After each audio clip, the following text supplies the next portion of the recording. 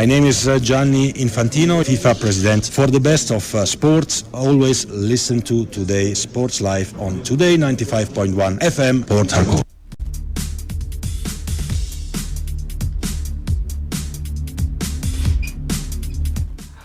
A beautiful afternoon to you and welcome to another exciting, fantastic, scintillating edition of Today's Sports Live, the first part of the marathon edition where we talk everything European football.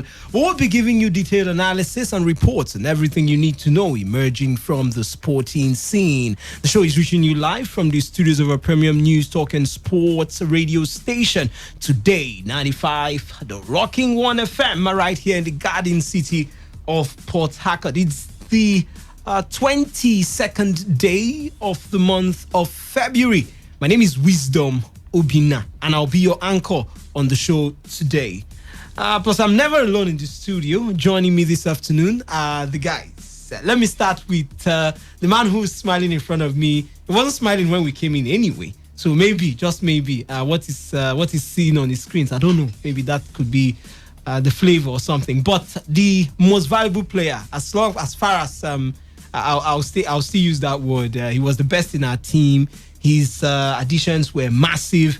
We remain the best radio station when it comes to football in River State. We're beaten just a moment or maybe a game where we're fatigued, we're tired, had a lot of injuries, I tell you, more than Tottenham Hotspur, and we had to maybe resort to losing to a TV station. You know, the TV station, they were fit, they played ahead of us, and you know, and we just were beaten to the second position. We are better than any other radio station, and the MVP, Timmy Harrison, was key to that performance. Timmy, welcome to the show.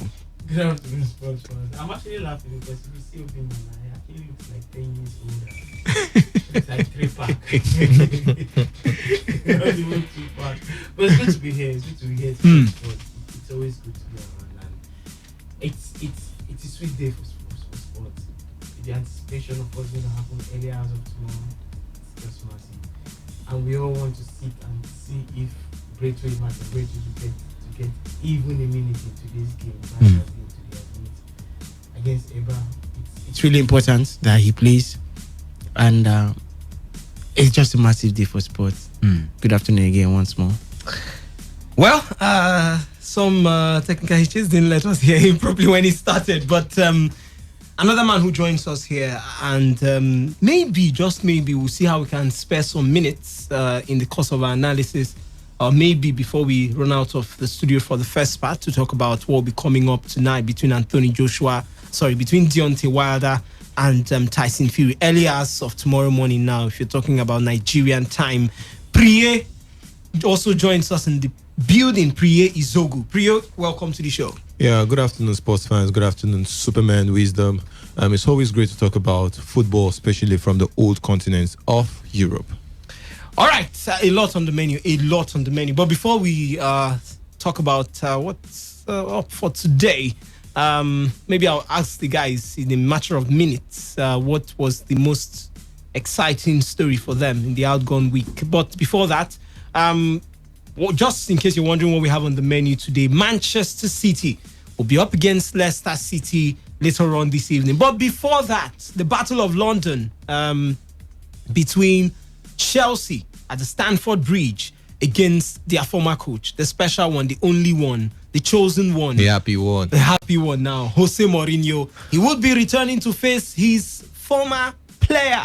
And you want to say prodigy, talking about Frank Lampard. Lampard is now the coach of Chelsea. Some years ago, Lampard was a player that joined Chelsea. And Mourinho also was part of the Chelsea team, led the team to glory, with Lampard being one of the key players, at a point, the captain of the side for Jose Mourinho. He will be returning to the Stamford Bridge this time. The fans of the Stamford Bridge are waiting already. It's in a matter of minutes. 1:30 p.m. Nigerian time, that game will be kicking off. We will be looking at that game from the beginning to the end. We'll be bringing you updates as that one progresses. Both teams are suffering from injuries, I tell you, so it will be fascinating and exciting to see what pans out in that one. Arsene Wenger came out earlier in the week to make some suggestions, and we're saying, okay, we had the arguments, oh, it's a good thing, oh, it's not, and all that. We've asked some coaches. Maybe I'll take one because of our time. Maybe I will just take maybe one of the coaches now that did answer that question on what he thinks about Arsene Wenger's advice. But more to that, I'll take the views of the guys in the building. And of course, your view is always very important when we do this show. I'll also take your views concerning that one. We'll talk about Spain. We'll talk about Italy. We'll bring you up to speed with every game going on today in the European leagues, across the European leagues right there, the major leagues right there in Europe. Levante will be up against Barcelona. Real Madrid are also battling for their lives. Okay, Real Madrid to take on Levante. Barcelona will be hosting Eibar, all fighting for who would be leading the league, even as they look forward to their Champions League fixtures next weekend. Bayern Munich, total stuff of champions yesterday, are coming to beat Paderborn 3-2. We'll be also telling you about that. As much as the other intrigues going on, will Sterling be a Real Madrid player next season? We hope to see how that one pans out, or we wait to see. The show is packaged to be interactive, so we encourage you to be part of it by hitting us on any of our interactive platforms. For SMS or WhatsApp, the number is 0701 933 9962. That is 0701 9339 9962. I'll be reading your messages real time here on the show. It doubles as the WhatsApp line, as I said. You can send in your WhatsApp messages. You can send in your text messages. As the show progresses, I'll be reading those messages live here on the show. On Twitter, you can tweet at us at TodayFM951. That is at TodayFM951. You can tweet at us at TodayFM951, or you can also copy me at Wisdom_OB. That is Wisdom_OB, and I would be reading your tweets too, real time here on the show. You can also copy Priye at Priye PZ. That's at Priye PZ, and you'll also be getting your tweets across to the guys. Timmy, you do have your handle active? No, I actually have my handle active, but I want to keep it off this channel. It's for me and Timmy, the MVP. It's for me for and you my and your wife and your children. Me and my views and alone. your family. Me and my views alone. Let's not complicate issues. All right, the phone lines will be open in due time for you to air your opinions live on the show. Hello, my name is Kanwanko aka Papilo. For the latest and trending sports stories, always listen to Today Sports Live on Today95.1 FM Port Harcourt.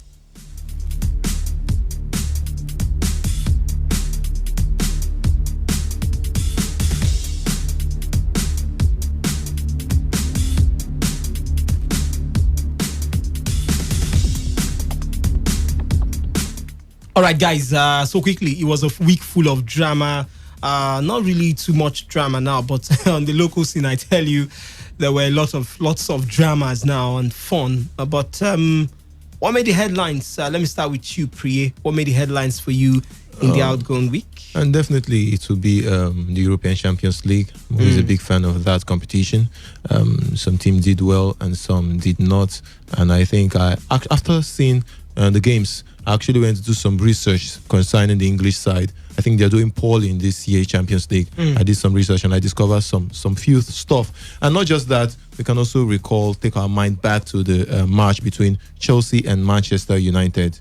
I'm thinking of something. It seems like Stamford Bridge is no longer a fortress for Chelsea these days. They can easily lose at Stamford Bridge. So it's quite tough last week. Last week was kind of sweet when it comes to European football. I will say that.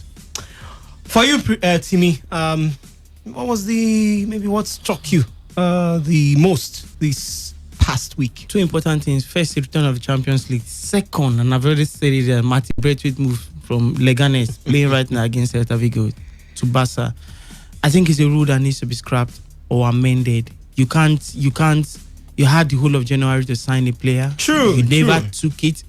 You actually sent two of your attackers. You sold two of your attackers in the presence of Carlos Perez and Ruiz to other clubs, and both of them scored over the weekend. And you brought in Leganes. You brought in Leganes' top scorer. He was the second top scorer for Leganes last season. That means Leganes have lost their front two top men. Al Nasseri went to Sevilla, and Martin Braithwaite now just left for. Chances that he might not even get to play. Last season it was Boateng, similar thing. He only got to play 4 games throughout the season when he was there. And now why am I saying this particular rule from by the Spanish FA? It needs to be reviewed. Barca just took their problems and quietly passed it on to another team that had played no part in it. Now, if the rule was set up in such a way that if you buy my best player or you buy any player from me, the club that you're buying from will automatically have the opportunity of dipping their hands into the pocket also and buy also to fill up the gap. Nothing like that. So Barca, I'm a huge fan of Barca, just like most people know. But they just go to Leganes, a teams battling with relegation. You buy off their most important player. You just 50 million because you met. Now, there's a rule in Spanish football. Every single player had the buyout clause in Spanish league. It might be known openly, it might not be known. Okay. But it's a rule in Spanish league. So it wasn't easy for Barca to just cough up the $50 million. $50 million. It was very easy for them to cough it out. And Leganes today, they are one-man short, and not just one-man short. Their most important player is out of the team. Now they have to promote somebody from the B team to fill up his gap. There is no provision for them to replenish. That's the bad part of it. And I believe this particular already Valencia, they've started making moves also to dip hands into the pocket to get a player to replenish them. But you have to go through a process. You have to prove that your player is actually out injured and you come with doctor certification and all that by the time he resumes, the league will be over. Suarez was out. Dembele's injury, they thought it's going to be 5 months. It proved to be 6 months. Once he was cleared that it's going to be 6 months, Spanish FA gave them the assurance to go ahead. Now you can either buy free players, that's players that are out of contract, or you can buy only from the Spanish Premier League. However, that player can't play for the play in the Champions League or play in any European competition. It's just strictly for the league and the Copa del Rey if they are still there. Now, it's not a bad rule. Now, the only problem, the downside to it is like you're not giving the other team, the team you're buying from, the chance to cover up, and that's the part. But it's been a while that I looked forward to Tuesdays and Wednesdays. Forget about it Thursday. It's been a while that I look forward to Tuesday and Wednesday. And on Tuesday, it was a massive. It was a beauty. You understand? You see those young guns of Borussia Dortmund, Claudio Reyna's son, the former Man City guy. Then you have Erling Haaland. You have Jadon Sancho running show, and I'm actually really, really happy again to see Emre Can. He's a player I actually really love. Emre Can and Asovio in the middle of the park for Borussia Dortmund, bossing a PSG team.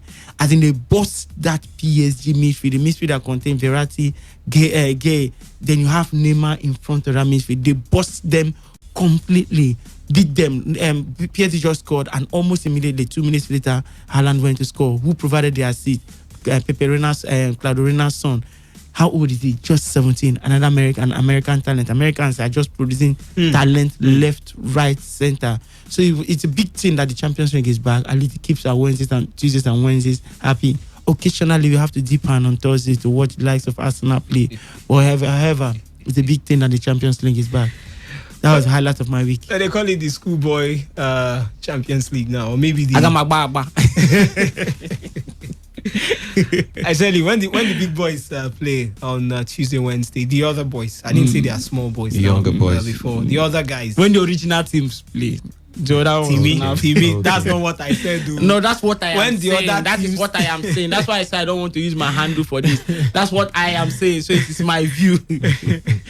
but it was an exciting week, I tell you. But we'll be looking forward to the games to expect today. And quickly, let's tee off to England as our first port of call. Even as one game is already ongoing in Spain between Celta Vigo and Leganes, and it's goalless in that one. The game is in the 17th minute. And our brothers are both playing. Yeah, and let me before you just go ahead.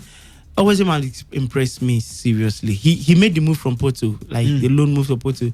Surprisingly, he even gets most time to start ahead of Kenneth Omero. He gets more regular playing time than Kenneth Omero. This is third season for the team after he was signed permanently from Chelsea last season. I'm actually really, really impressed. And let me just digress a bit and talk about Kenneth Omero.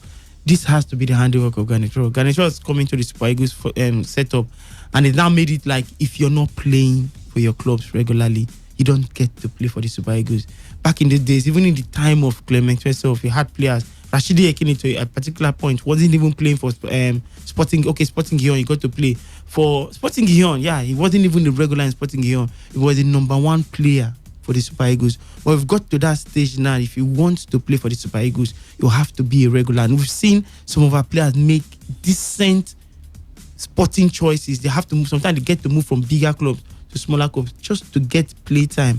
And see Moses Simon, now he's the talk of the town in France. Yeah, in France. in Nantes. Everybody wants to sign him. You understand? Nantes are already pushing hard to sign him permanently from Levante, which is actually a good side also. There are talks of even PSG has been knocking on the door. That's where I saw the game again. Nantes PSG, he actually got to score. Anytime he took on Kazawa, you know that he's going to give him the run of his life. So when players move because they need constant opportunities, it's a good thing for Nigeria, and it just tends to show you that when you have the right man in the right position, things get to happen. All right, let's quickly tee off to the Premier League.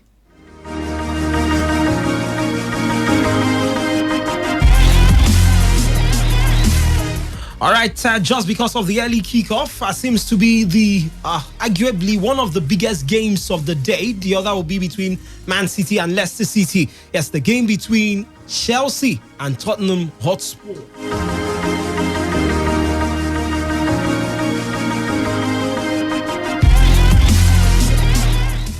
All right, between Chelsea and Tottenham Hotspur, we expect a very, very strong encounter right there. But Tottenham head coach Jose Mourinho said Chelsea and are favourites to finish in the Premier League's top four as he heaped pressure on Frank Lampard's side ahead of the London Derby. Chelsea occupied the fourth and final Champions League spot after 26 matches, 1 point ahead of Tottenham, who visit Stamford Bridge today. Spurs, Manchester United and Arsenal are among the teams vying for a spot in the top four, and Mourinho insisted Chelsea remain in the box seat despite a run of 4 league matches without a win. At this moment, Tottenham, Manchester United, Arsenal, Sheffield United, Wolverhampton Wanderers, Everton, we are the underdogs. Mourinho told reporters, we have ambitions to be there, but we are 1, 2, 3 points behind Chelsea, so they have an advantage to all of us. That's obvious. It's not a big advantage, but it's an advantage. Let's now, let me not just be quoting him now. Let's take a listen to the coach of Tottenham Hotspur. He used to be the coach of Chelsea, talking about Mourinho. First, he's talking about the fact that Spurs, they've grown from the days of when he joined them. They were around the relegation waters. Now they are just 1 point behind the top four. Go to every match ready for everything. In 3 months, we went from being closer to the relegation positions, which obviously was never a problem, but we went from there to be 1 point behind the top four. Amazing effort by everyone. So now that we are in this position, we earned the right to fight for it. It's difficult. In these moments, probably lots of people think will be impossible. Okay, will be impossible, but we are going to fight. And looking to the specificity of this match, which is the only thing that matters now, let's go. Well, Mourinho says facing Chelsea is not special for him anymore. They were asking him, you when you were United, you say going back to face Chelsea was special. You spent years with them and all that. But this time, it looks like Mourinho with a different perspective.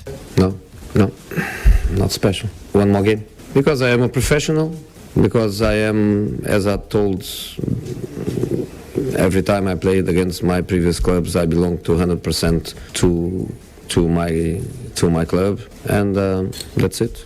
The only different thing would be, in the end of the game, I can walk from the stadium to my house, but even that, I will not take advantage of that, because I will come back with my players. So even for something that could be an advantage for me, I'm not going to use that as an advantage. Well, Frank Lampard, he's also suffering from his own fair share of injury issues.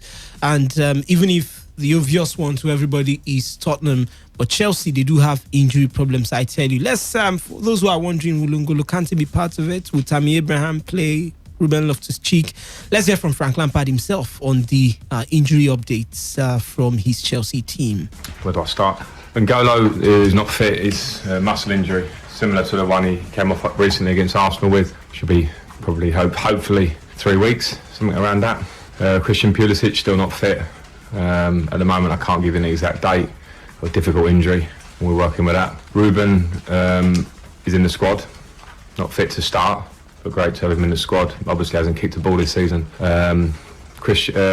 Andreas went to get a mask for a broken nose that he's now got and has trained with, so available for selection, albeit with a mask. Go on, remind me. Tammy Abraham has trained the last 2 days at probably about 70% and hasn't trained much recently, so he's in the squad again, but I have to make a decision on whether he's fit. All right, quickly, let's run through the fixtures to expect. Chelsea-Tottenham, 1:30. In the matter of 5 minutes, that game, or 4 minutes now, that game will be kicking off. I'll get the thoughts of the guys in the building as much as the starting 11.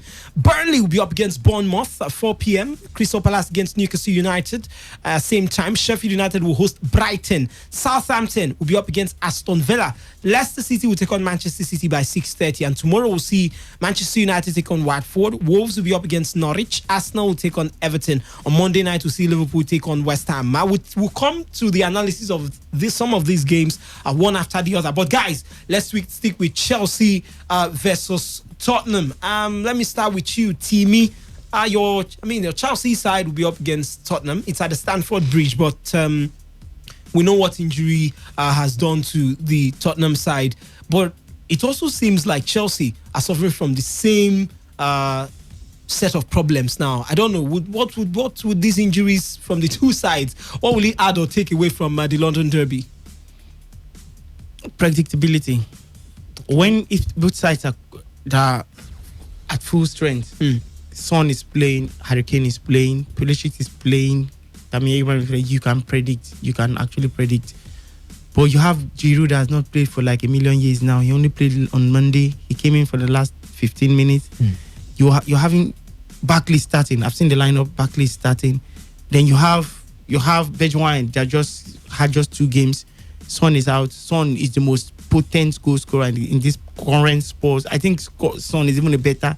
My opinion, Son is even a better goal scorer than Harry Kane. That's what I believe. That's this season. Yes. No. Over the years, it's actually Harry Kane is a point man. So he gets to get most of the balls. The provision is to him. But when chances are provided, like if you count the number of chances they both get, the conversion rate for Son is really, really high. I think he's a wonderful goal scorer. Son and Kane is missing in that Tottenham team built for the two of them. I think it's a massive blow. Chelsea will be missing. Willian doesn't even get to start. Hudson-Odoi is not my favorite player. Pulisic, which I think has been key to this team, is not there. Tammy Abraham only made the bench.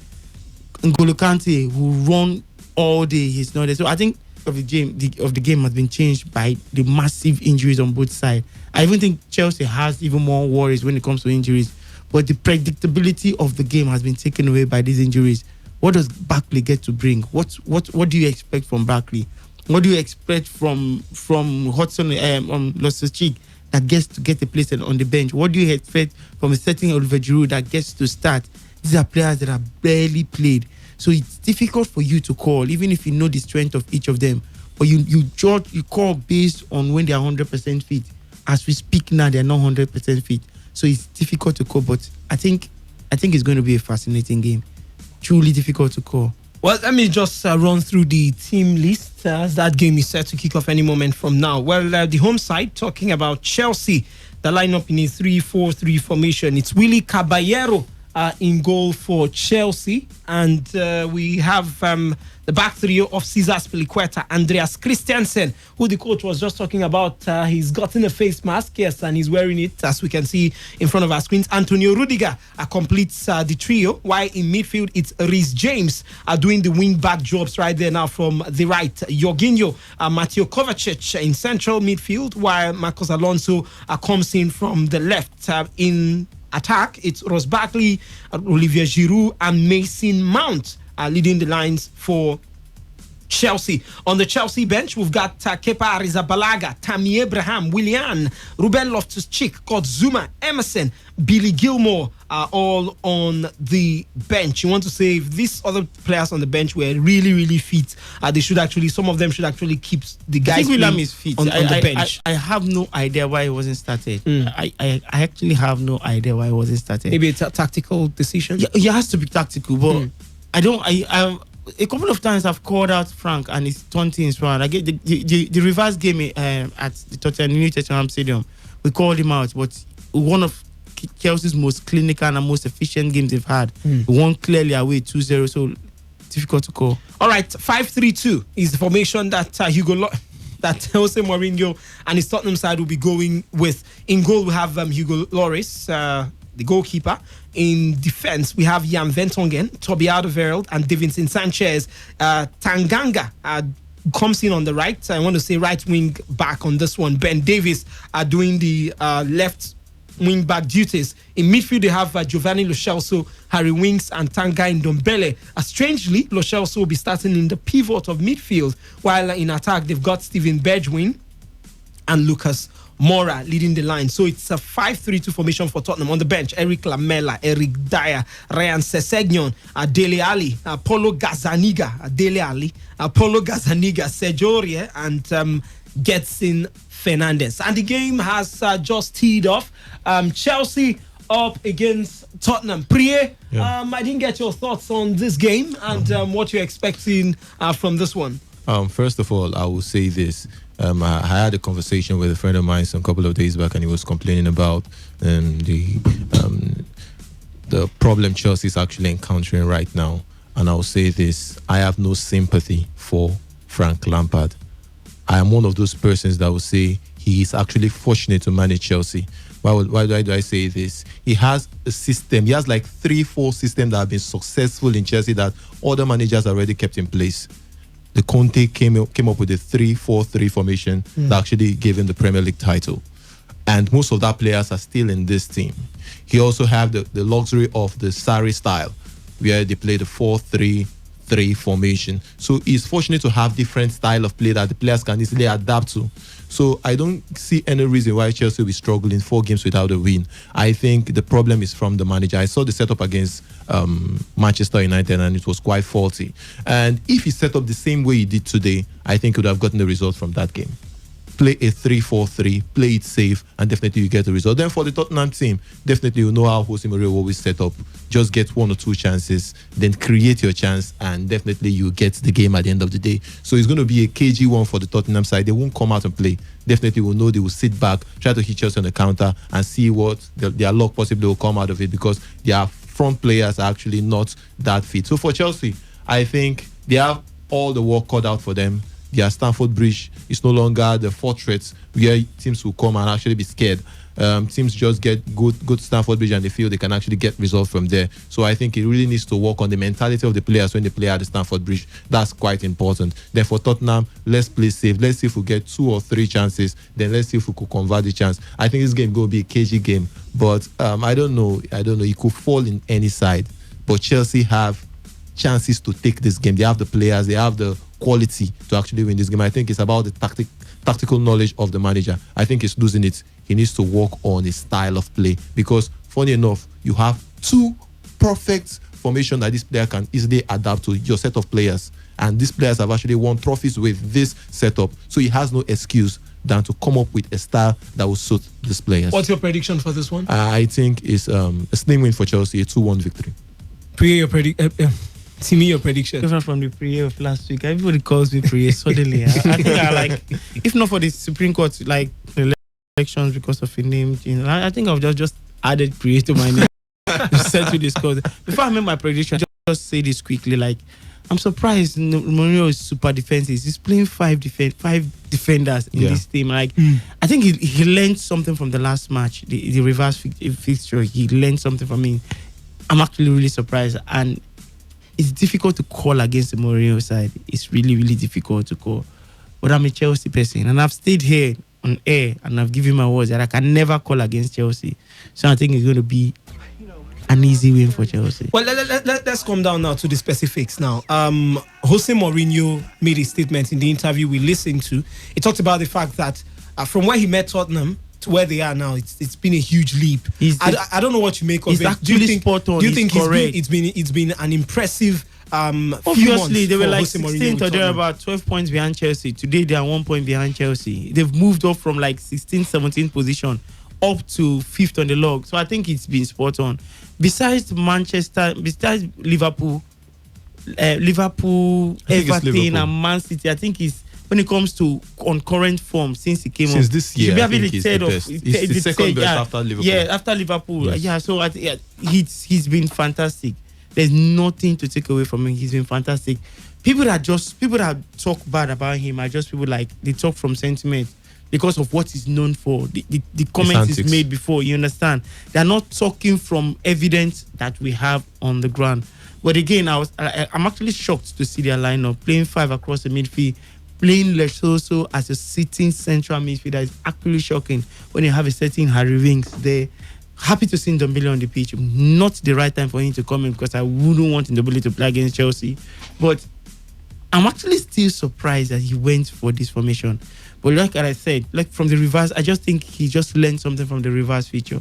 He's tried to be safe. He's tried to pack the defense. We know, I've said it countless times that Mourinho is a shameless manager. He's not afraid to do the unthinkable just to get a result. He knows he needs to keep that 1 point gap. Mourinho is ready to collect a 1 point here so that he knows that it's still that 1 point gap between himself and Chelsea. He doesn't want Chelsea to win and go back to that 4 point gap again. He doesn't want it. That's why you can clearly see that